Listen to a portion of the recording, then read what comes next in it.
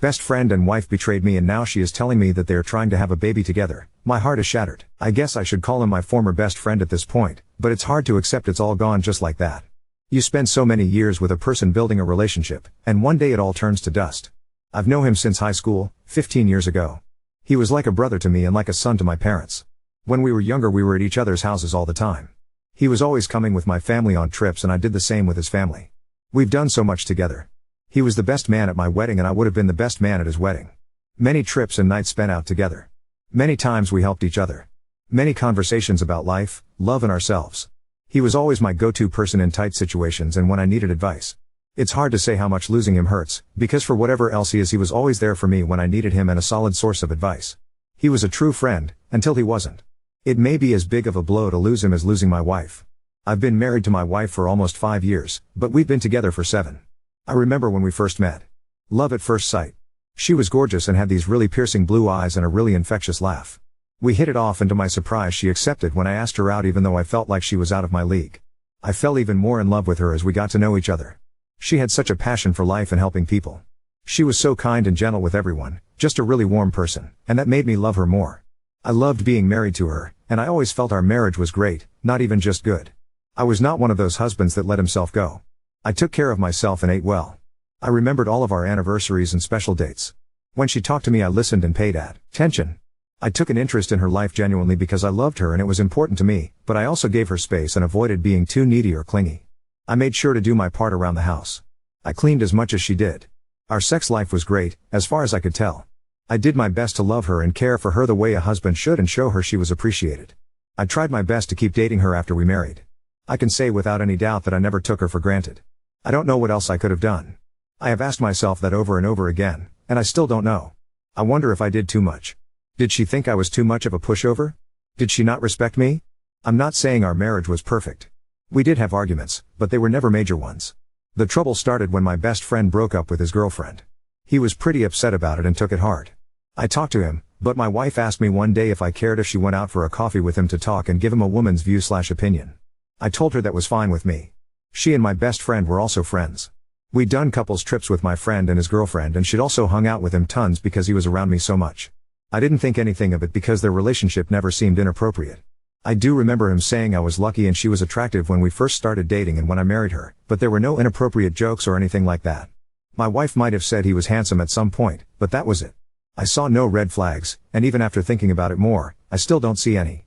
I never saw anything which made me think there was ever a chance of them being more than friends. When my wife came back from coffee she seemed a bit off.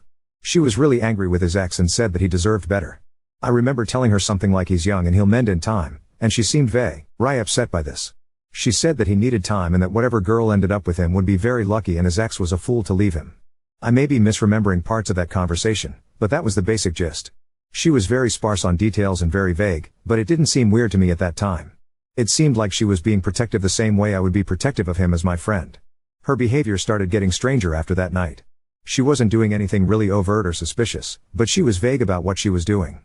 She would say that she's going to see one of her friends or to run an errand. Stuff like that. I'm not a controlling person and she'd never given me a reason to doubt her, so I didn't make an issue out of it. And really at that time I didn't find it so strange. I noticed my friend was being weird too, but I thought it was because of his split and him being depressed. I would invite him to hang out, and he'd turn me down, which was unusual. He never had a reason other than he was busy. I started seeing less and less of him, and when I did see him he was different. I would not say nervous but definitely seemed not to be comfortable. He sent me a message asking me to stop by his house one day. He said we needed to talk about some things and he had to get some stuff off his chest. I drove over there not suspecting anything. I knocked on the door and he came to answer. I tried to make some jokes and light conversation, and he completely ignored me. He asked me to go into the living room and there was my wife sitting on his couch. I don't know if I knew at that moment, but I did feel a sense of dread start to come over me. She started crying almost as soon as I walked in and he jumped right in and told me that there was no easy way to say what he was about to say, but he and my wife were in love and wanted to be together. I stood there completely stunned. I felt like I wasn't even alive for a while. When I started to come back to my senses, they both tried to say how sorry they were and that they both loved me and regret it happening. They told me that this just happened and they never intended for things to turn out like this. They knew they were wrong but it didn't matter because they were in love. They both promised that they had not had sex and it was only an emotional affair. I'm not sure if that is true or not, but I don't know if it really matters. And that is basically where we are now. Since that day I've gotten more texts from them apologizing and ones from my wife asking if I'm okay and telling me she's here for me and still cares for me, but I mostly ignore them. They aren't as frequent anymore either. She decided to move out of our house. I didn't ask her where she was going, but a friend of mine told me that she moved in with my former friend as soon as she left. That was only a few months ago. She stopped by the house a few days ago to pick up some things. I tried to avoid her, but then she asked me if I had a second. She told me that she and my former friend are trying to get pregnant. She wanted to give me a heads up so that we can deal with it as we go through our divorce. She also wanted to tell me personally because she felt like I deserved to know and hear it from her. It hurt so much to hear how she's already moving on. We wanted to have children together, but she wanted to wait until she turned 30. Now he's going to get to be the father to her children and I'm going to have to watch her carry his child. I am here looking for any advice you can give me. I don't know how to deal with her getting pregnant. I feel like that's going to be a struggle and source of pain once it happens. I feel so jealous of him because he is getting the life I wanted with her. I also know that her getting pregnant is really the end. Once that happens there's no chance we could reconcile. I have considered asking her to try counseling, but I haven't because I doubt she would be interested since she wants him and a life together with him. I also don't know how to process all of this. I don't know how they could both do something like this or how I could not see it. I don't understand why she left when we were happy. I feel like I don't believe in anything anymore. If you can't trust your wife and best friend and a marriage doesn't last with as much effort as I put in, then nothing is real and life is all one big lie. Life just isn't fair sometimes. Edit, a typo update 1. The last few days have been the best I've had since my wife left. I feel like I'm at least able now to think of what comes next. I really don't know how to thank you all, but just know that the support I've gotten has helped. I don't have much of an update, but I thought you guys deserve to know about a few things. 1. I decided I am going to message my former friend's ex to see what her version of the breakup is. Nothing may come of it, but I think I have to at least see if I can find out anything else. 2. I had talked to one attorney but haven't really gotten serious about a lawyer. Next week I will start a serious look for one. My friends and family have given me some recommendations, so I will go through their list. 3. I don't know when I will start it, but I'm pretty sure I'll enroll in some type of counseling. I don't feel like my mental state right now is very good, and I don't think I have the tools to pull myself out of this. I need help. 4. I am thinking of writing to my wife and ex-friend. A lot of you asked me why I didn't do anything to him when they told me, and that bothered me because I realized I never took the change to tell them how I feel and how they've hurt me. I feel like they need to know even if they don't care. 5. There were a lot of other suggestions about things to do to help deal with the situation. I'm going to make some changes around my house to try and make things more comfortable here until I can move. I will also try to keep Miss A.L.F. busy, but in reality the hard part so far has been nights when I am alone and it is quiet like now. Update 2. I never expected internet strangers to care that much about me or my situation, but it's done me a lot of good to be reminded of how kind and good people can be. I tried to respond to most of my messages, but even if I didn't, please know that I read them and it helped me to know that I had so much support. I also want to apologize to everyone for not updating sooner. I know I have been saying I would post an update for a few weeks, but every time I thought about it I just couldn't force myself to do it, but I'm in a good place to write it today. One of the things a lot of people recommended on the original was for me to contact my ex-friends, just going to say F for ease, ex-girlfriend, to see if she knew anything about his affair with my wife. I did contact her, but she confirmed F's story about the reasons for their breakup. I asked if she had noticed anything weird or had any reason to suspect he was involved at all with another woman before they split, and she said she didn't have any suspicions. I doubt she has any reason not to be honest with me, and she seemed genuinely shocked that they ended up together, so I believe her. In my first post I added an update about writing my F and wife a letter for closure. Most of you advised me not to do this. I decided to follow that advice. I wrote it for myself, but I didn't send it. I think you guys were right that it was better to not send it since they wouldn't care anyway. I finally chose an attorney to represent me a few weeks ago. He was someone that was recommended to me and I felt like I could trust him to protect me and make sure I came out of the divorce as whole as possible.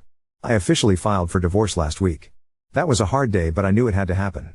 I won't say that there isn't still a part of me that fantasizes about her coming back and saying she made a mistake and wants to start over, but that's not realistic and I can't live my life based on a fantasy that will never happen. I think any boost I felt leading up to the filing was taken away by the filing and I have been feeling more depressed again. I looked into some personal counseling like you guys suggested, but I decided now was not the best time.